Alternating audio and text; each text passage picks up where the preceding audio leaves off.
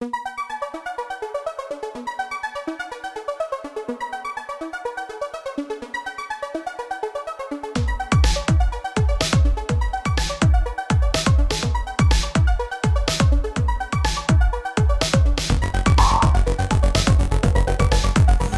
Friends मन studio को वच्चारू के मधुसूदन गारू इतनु आरएमएस లో రిక్రూట్ అయ్యి ఇక్కడ నుంచి ఏపీఎస్ కి వెళ్ళి అక్కడ సర్వీస్ చేసి మళ్ళీ ఇక్కడికి తిరిగి రావడం జరిగింది. సో ఇతని ద్వారా మనం ఏపీఎస్ అంటే ఏంటి, ఏపీఎస్ లో ఎలాంటి వర్క్ ఉంటుంది, అసలు ఏపీఎస్ కి వెళ్ళాలంటే ఏం చేయాలి, ఇలాంటి విషయాలన్నీ కూడా తెలుసుకుందాం. So welcome sir, welcome to our CPS info channel. Thank you sir, thank you very much. So మన పోస్టల్ డిపార్ట్మెంట్ లోకి మీరు ఎప్పుడు జాయిన్ అయ్యారు, ఎలా జాయిన్ అయ్యారు? సార్ నేను సెప్టెంబర్ 97లో డిపార్ట్మెంట్లో అపాయింట్ అయ్యి పీటీసీ మైసూర్ వెళ్ళడం జరిగింది. అక్కడ 75 డేస్ ట్రైనింగ్ అనంతరం డిసెంబర్లో 97లో ఇక్కడ హెచ్ఆర్ తిరుపతిలో జాయిన్ అయ్యాను. ఇక్కడ 15 డేస్ వర్క్ చేసి దట్ ఈస్ ప్రాక్టికల్ ట్రైనింగ్ ముగించుకొని ఆ తర్వాత వెంటనే I opted for deputation to APS అండి. అండ్ డిసెంబర్ నెలలోనే 21st అట్లా నేను అక్కడ ఏపీఎస్కి ట్రైనింగ్ సెంటర్ అయిన కాంప్టీలో పోయి జాయిన్ అవ్వడం జరిగింది ట్రైనింగ్ కోసం. సో ఏపీఎస్ని ఎందుకు ఆప్ చేసుకున్నారు మీరు? యాక్చువల్లీ మై ఫాదర్ కూడా ఏపీఎస్లో ఉన్నాడు. మా ఫాదర్తో పాటు అంతా నేను పుట్టింది ఢిల్లీలో, చదివింది కోల్కతాలో, సికింద్రాబాద్లో, అట్లా చాలా చైల్డ్హుడ్లో కొంచెం బాగా అక్కడ తిరిగాం కాబట్టి అక్కడ చాలా ఇంట్రెస్ట్గా ఉన్నింది. యూనిఫామ్లో వాళ్ళంతా చూసి మనం కూడా ఇట్లా చేయాలి అని ఉండేది. అందుకే I was very much interested to go to APS, అందుకని వెళ్ళాలి. అసలు ఏపీఎస్ అంటే ఏంటండి, అక్కడ ఏం జరుగుతుంది? ఏపీఎస్ అంటే ఎక్స్పాన్షన్ ఆర్మీ పోస్టల్ సర్వీస్ అండి. It is one of the circle in our department. Other circle లాగా ఆంధ్ర, తమిళనాడు సర్కిల్ లాగా ఆర్మీకి ఒక సర్కిల్ ఇచ్చారండి. That is army postal service. It was established in 1972. It gives మనం ఎట్లా ఇప్పుడు postal department we're giving service to the public concern to our area, our state. Likewise APS army ఒక circle కాబట్టి army పీపుల్స్కి, defence పర్సన్స్కి postal coverage ఇస్తుందండి. That is APS. So post office సంబంధించిన సేవల్ని ఆర్మీ పీపుల్కి అందించడం కోసం ఏపీఎస్ అనేది స్టార్ట్ చేశారు. Yes sir. అవునండి, ఈ ఏపీఎస్లో చేరడానికి ఏదైనా మెడికల్ టెస్ట్లు అవి ఉంటాయా? అవునండి, ఖచ్చితంగా ఉంటాయి. ఆర్మీ అంటేనే మీకు ఒక ఐడియా ఉంటుంది. ఆర్మీ అంటేనే ఫిజికల్ ఫిట్నెస్. ఎందుకంటే వార్ పొజిషన్కి ఎప్పటికైనా మనం రెడీగా ఉండేదానికి ఆర్మీ ఉండేది, to defend our self, our country. So మన ఏపీఎస్ వాళ్ళు ఆర్మీకి సర్వీస్ ఇస్తారు కాబట్టి వాళ్ళతో కలిసిపోయి పని చేయాలి. కాబట్టి వాళ్ళతో పాటు పని చేయాలంటే ఆడ్ మ్యాన్ అవుట్ లాగా ఉండకుండా వాళ్ళు ఆర్మీ వాళ్ళతో పాటు ఉండిపోవాలంటే కంపల్సరీ ఫిజికల్ ఫిట్నెస్ ఉండాలి. కాబట్టి ఇక్కడ రిక్రూట్మెంట్ ఆఫీస్, ఆర్మీకి మనకి మధ్యలో బ్రాంచ్ రిక్రూటింగ్ ఆఫీసెస్ ఉంటాయి. అక్కడ మెడికల్ టెస్ట్ జరుగుతుంది. అక్కడ సెలెక్ట్ అయితే మన డెప్యుటేషనిస్ట్కి కొంచెం ఇంతకు మునుపు కొంచెం రిలాక్సేషన్స్ ఉండేటివి. వాళ్ళకి పరుగు పందాలు, బస్కీలు అవన్నీ ఉండేటివి కాదు. Only sound medical health like hearing, sight, ఏం స్కిన్ డిసీజెస్, ఏమైనా అవయవాల డెఫిషియన్సీస్ లేకుండా ఉంటే రిక్రూట్ చేసుకునేవాళ్ళు. అలా మెడికల్ ఫిట్నెస్ అనేది కంపల్సరీ అండి, at par with army peoples. So ఇది అయిన తర్వాత అప్పుడు వాళ్ళు మెడికల్ టెస్ట్లో సెలెక్ట్ అయితే మెడికల్ ఫిట్నెస్ క్లియర్ అయిన తర్వాత ఇదే బ్రాంచ్ రిక్రూటింగ్ ఆఫీస్లోనే ఏపీఎస్ సెంటర్, ఏపీఎస్కి మనకి ఎట్లయితే డిపార్ట్మెంటల్ ట్రైనింగ్ సెంటర్స్ ఉన్నాయి పీటీసీస్, అట్లా ఆర్మీకి ఒక ట్రైనింగ్ సెంటర్ ఉంది కాంప్టీ, నాగ్పూర్ దగ్గర.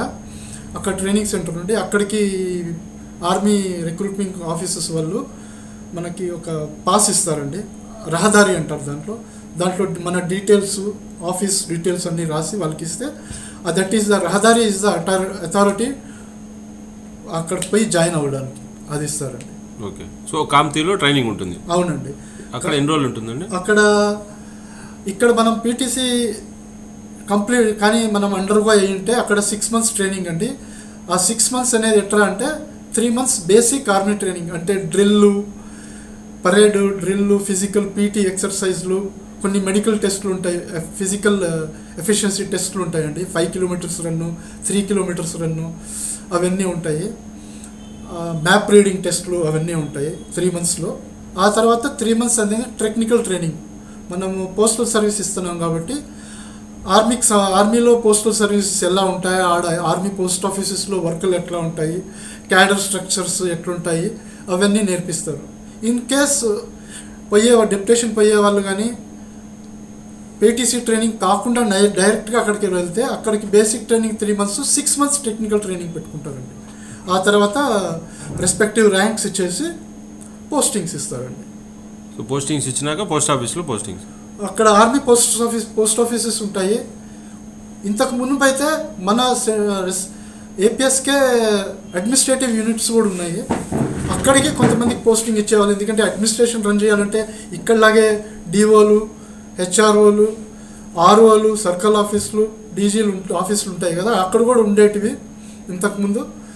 వాళ్ళు అక్కడ కూడా ఓఏలుగా, ఎంటీఎస్లుగా, అంటే ఇక్కడ ఎంటీఎస్ని అక్కడ సిపాయి ప్యాకర్స్ అంటారండి.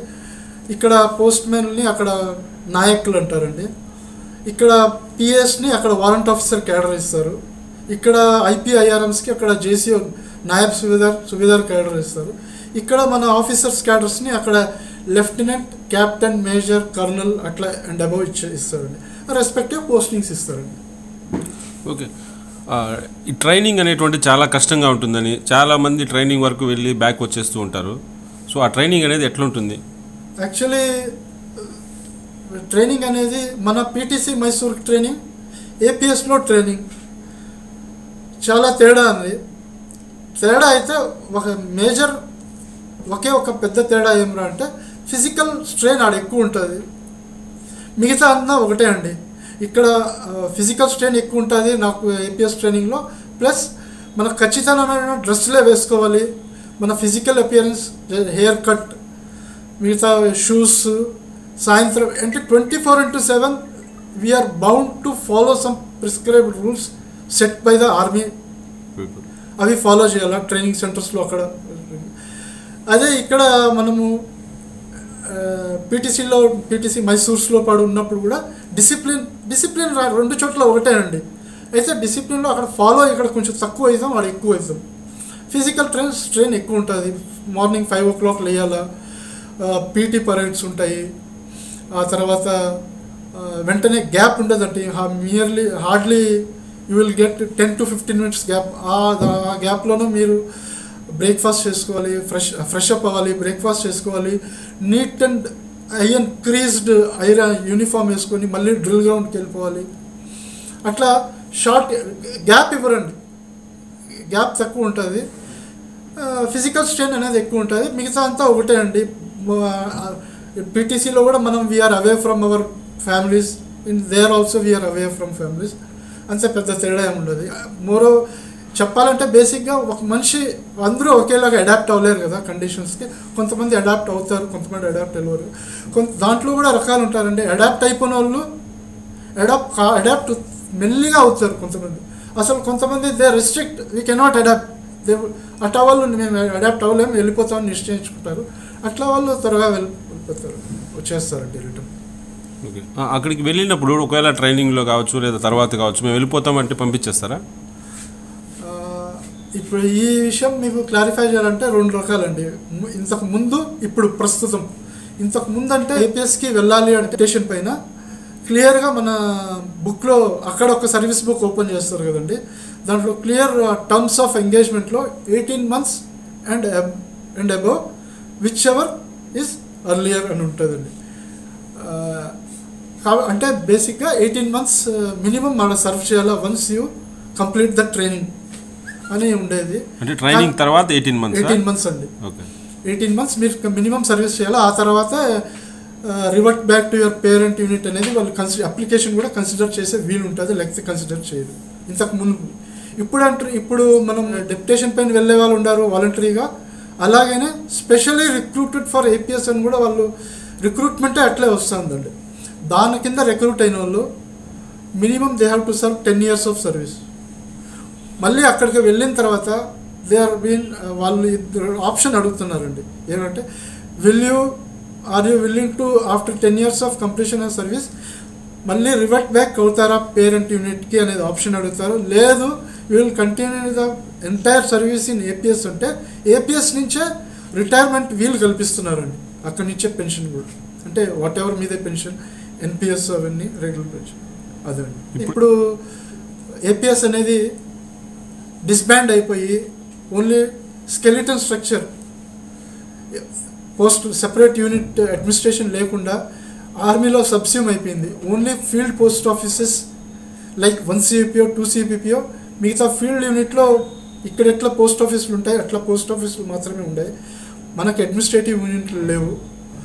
కాబట్టి వాళ్ళు ఒకసారి డెప్యుటేషన్ ట్రైనింగ్ కంప్లీట్ అయితే డెప్యుటేషన్ వాళ్ళని రావడం అనేది చాలా హార్డ్ ప్రాసెస్ అండి. అంత ఈజీగా డెప్యుటేషన్ రివర్షన్ వచ్చే ఛాన్సులు ఉండవండి. సో అక్కడ డెప్యుటేషన్లో ఉండేటప్పుడు ప్రమోషన్స్ అవి త్వరగా వస్తాయి అని అంటూ ఉంటారు. అదే చెప్తానండి. ఇంతకుముందు మేము ఉన్నప్పుడు నేను 97 నుంచి 97లో వెళ్ళిన తర్వాత ఐ సర్వ్డ్ అప్ టు 2008 అండి. 10 years I completed service in APS. అప్పుడు ఇట్లా వెళ్ళేవాళ్ళు ఎవరు, సిపాయి ప్యాకర్ నుంచి జీడిఎస్ నుంచి డైరెక్ట్ ఆడిపోయి సిపాయి ప్రమోషన్ తీసుకున్న వాళ్ళకి ఈజీగా ప్రమోషన్స్ ఉంటాయండి. ఎందుకంటే ఎగ్జామ్స్ కండక్ట్ చేసేటప్పుడు పోటీ పక్కన వాడితో పోటీ ఉండదండి, రెస్పెక్టివ్ సర్కిల్స్లో పోటీ ఉంటాయి. కాబట్టి వాళ్ళు ఇక్కడైతే కంప్లీట్ డ్యూటీ ఆడ బాగా చదువుకునేదానికి వీలు ఉంటుంది. వన్స్ యువర్ సరే ట్రైనింగ్ కంప్లీట్ అయిపోయిన తర్వాత డ్యూటీస్ ఏపీఎస్కి రెగ్యులర్ డ్యూటీస్ లాగా ఉండదండి, ఉండేది కాదు. కాబట్టి వాళ్ళకి టైం ఉండేది, చదువుకొని ఈజీగా పాస్ అయిపోయేవాళ్ళు. ఇప్పుడు కొంచెం పరిస్థితులు వేరుగా ఉంటాయి. తర్వాత అక్కడ కూడా ట్రాన్స్ఫర్స్ అవి ఉంటాయండి. అవునండి, ఆడ 2 types ఆఫ్ సర్వీస్ అండి. One is field service. అంటే ఫీల్డ్ సర్వీస్ అంటే 80% of the field services do not have family accommodation అండి, ఫ్యామిలీలు పెట్టుకోండి. అట్లా చోట 18 months or 2 years అండి సర్వీసెస్. మిగతా పీస్ యూనిట్స్ అంటే ఢిల్లీ, ముంబై, కోల్కతా, ఎక్కడైతే పీస్ స్టేషన్స్ లైక్ 1 CPO అంటే ఢిల్లీ అండి, 2 CPO అంటే కోల్కతా, మిగతా కూడా హైదరాబాద్లో పోస్ట్ ఆఫీస్ ఉన్నాయి. ఇంతకుముందు పోస్టల్ యూనిట్స్ ఉండేటప్పుడు ఉన్నాయి. హైదరాబాదు, నాసిక్, పూణే ఇట్లా చాలా చోట్ల ఉన్నాయండి. అవన్నీ పీస్ యూనిట్స్ కింద వస్తాయి. దేర్ ఫ్యామిలీ అకామిడేషన్ ఉంటుంది, ఫ్యామిలీ పెట్టుకోవచ్చు. అట్లా చోట్ల 3 years ఆఫ్ సర్వీస్ అండి. ఆ తర్వాత పోస్టింగ్ డ్యూ వస్తుంది. అంటే 3 yearsకే మారుస్తూ ఉంటారా? అవునండి, కంపల్సరీ. అంటే రొటేషన్ అండి, 1 piece 1 field అట్లా పోస్టింగ్ పాలసీ ఉండేది. వాళ్ళు ఒకసారి ఫీల్డ్లో చేస్తే ఇంకోసారి పీస్ అట్లా మారుస్తుంటారు. అవునండి, అక్కడ మనం పోస్ట్ ఆఫీస్లో పనిచేస్తూ దానికి వెళ్ళేటప్పుడు కూడా యూనిఫామ్స్ అట్లా ఏమన్నా ప్రిస్క్రైబ్ చేస్తారా? ఖచ్చితంగా అండి.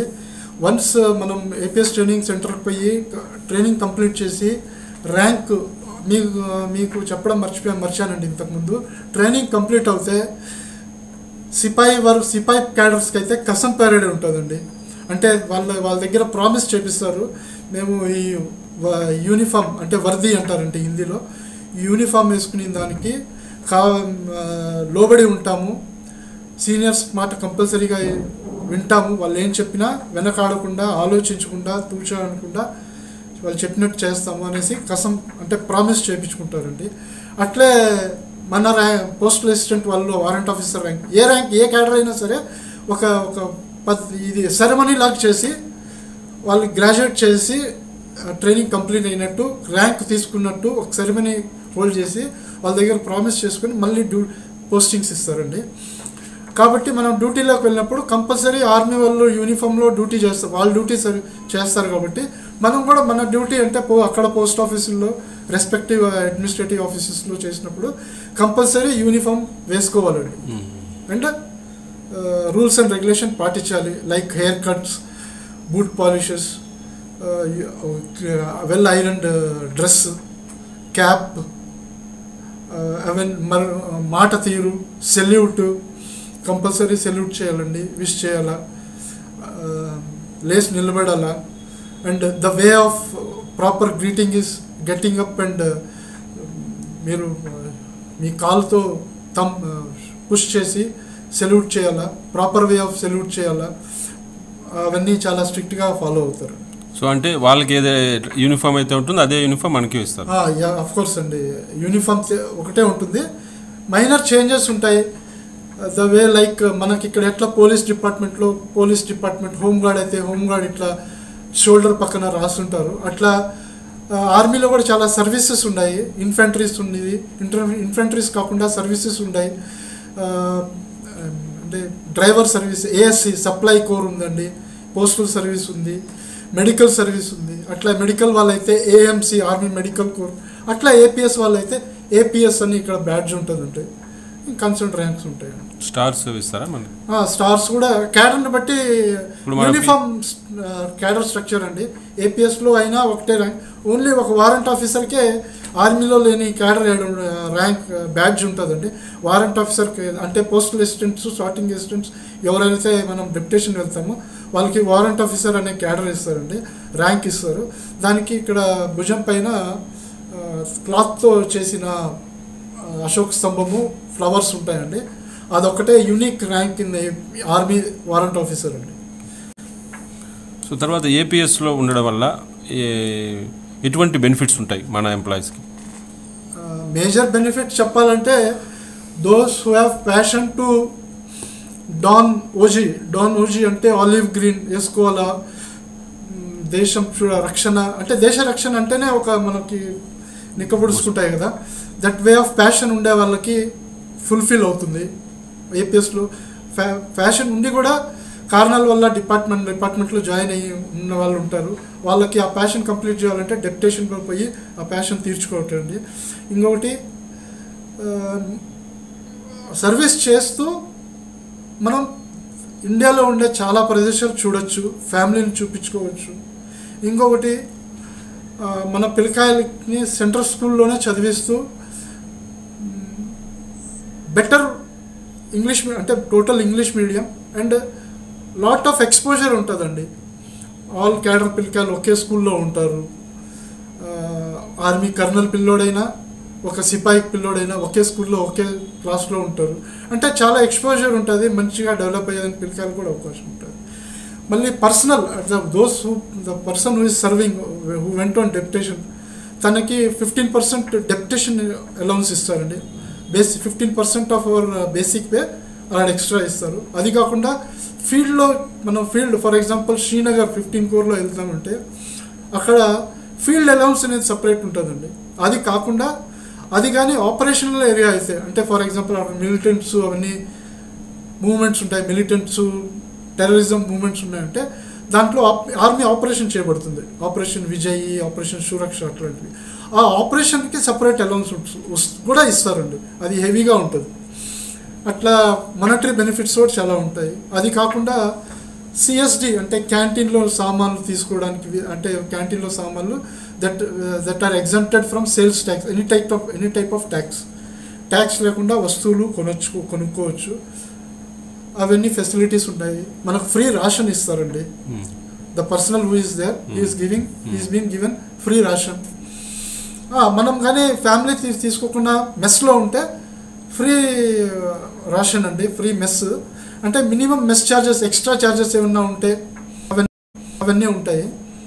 బేసిక్గా there is no charges, free ration, free food అవన్నీ ఉంటాయండి. ఫ్రీ ఫుడ్ కూడా మంచి క్వాలిటీగా, వీక్లీ థ్రైస్ నాన్ వెజ్. అదే వెజిటేరియన్స్, ప్యూర్ వెజిటేరియన్స్ అయితే వాళ్ళకి మిల్క్ ఇవ్వడం కానీ, ఎక్స్ట్రా సప్లిమెంట్ ఆఫ్ వెజిటేరియన్ ఇవ్వడం కానీ, ప్రోటీన్ ఫుడ్స్ అవన్నీ ఇవ్వడం జరుగుతుంది. సిఎస్డి ఫెసిలిటీస్ ఉంటాయి, మెడికల్ ఫెసిలిటీస్ ఇక్కడలాగా మనం రెఫర్ చేయించుకోవడం అంతా డైరెక్ట్ దగ్గరలోనే ఉంటాయి.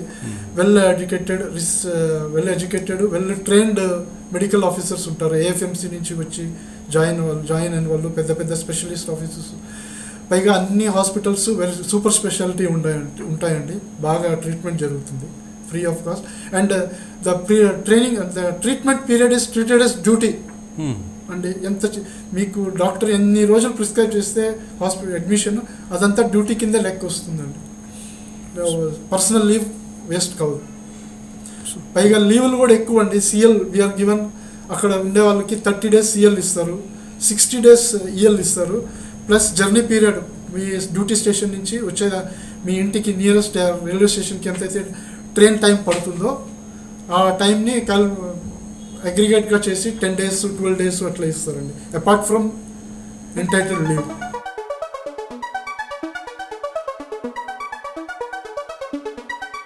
చాలా భయపెట్టే సంఘటన ఒకటి జరిగిందండి, అది మీతో షేర్ చేసుకుంటాను. అది చెప్పకపోతే ఆ డ్యూటీలో ఉండే సిపాయిలకి రైట్ ఉంది కాల్చిపారేయచ్చు, పాస్వర్డ్ తప్పైనా మనం చెప్పకపోయినా.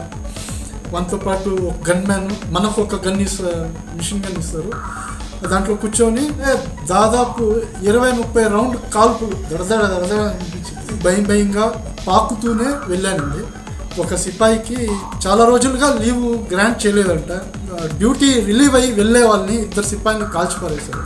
పర్టికులర్ యూనిట్కి లొకేషన్ అనేది మాకు ఓన్లీ ఏపీఎస్ మాత్రమే తెలిసి ఉంటుందండి. బార్డర్ అనేది ఎల్లప్పుడూ రెడీ టు వార్ అండి. చాలా దుర్భరమైన పరిస్థితుల్లో ఉంటూ కూడా దేశభక్తి ఏమాత్రం సడలకుండా ఇంత నిష్ఠతో డ్యూటీ చేసే వాళ్ళకి చివరిగా నేను మనస్ఫూర్తిగా సెల్యూట్ చేయాలి. జై హింద్.